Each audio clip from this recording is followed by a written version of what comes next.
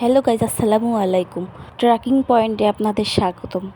ঘরে আলু আর একটি ডিম থাকলে ঝটপট একটি নাস্তার রেসিপি বানাতে পারেন, খেতে অনেক মজার। আমি আজকে সেই রেসিপিটি আপনাদের কাছে শেয়ার করছি, আশা করছি আপনাদের কাছে ভালো লাগবে। প্রথমে একটি বাটিতে আমি সিদ্ধ আলু নিয়ে নিয়েছি। এগুলো এখন হাত দিয়ে ভালো করে ম্যাশ করে নিতে হবে। ম্যাশ করে নেওয়া হয়ে গেলে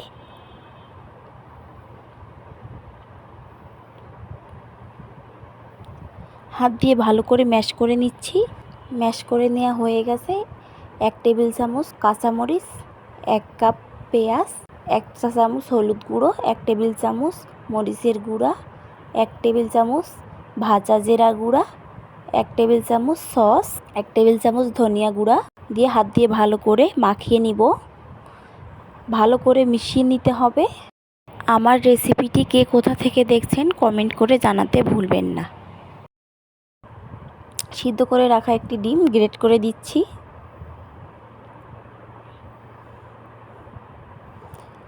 গ্রেট করা হয়ে গেলে 1 চিমটি লবণ দিয়ে ভালোভাবে হাত দিয়ে মেখে নিব। আমার এই নাস্তার রেসিপিটি আপনাদের কাছে ভালো লেগে থাকলে অবশ্যই সাবস্ক্রাইব করে দিবেন যারা সাবস্ক্রাইব করেননি। আশা করছি আমার এই রেসিপিটি আপনাদের কাছে ভালো লাগবে ইনশাল্লাহ। মেশানো হয়ে গেছে। এখন একটি পিঁড়ায় হাত দিয়ে চেপে চেপে একটি ডো তৈরি করে নেব। এগুলো হাত দিয়ে ভালো করে ডো তৈরি করে নিচ্ছি। দেখতেই পাচ্ছেন আমি কিভাবে একটি শেপ তৈরি করে নিচ্ছি। চিকন চিকন করে সুন্দর করে কেটে নিচ্ছি। আপনারাও এভাবে ট্রাই করবেন। সবগুলো শেপ তৈরি করে নিয়েছি।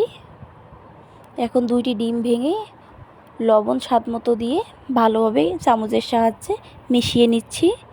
মেশানো হয়ে গেলে একটি সেমাই, চিকন সেমাই নিয়ে নিয়েছি। চিকন সেমাইয়ের প্যাকেট নিয়েছি। অর্ধেক সেমাই ভেঙে নেব।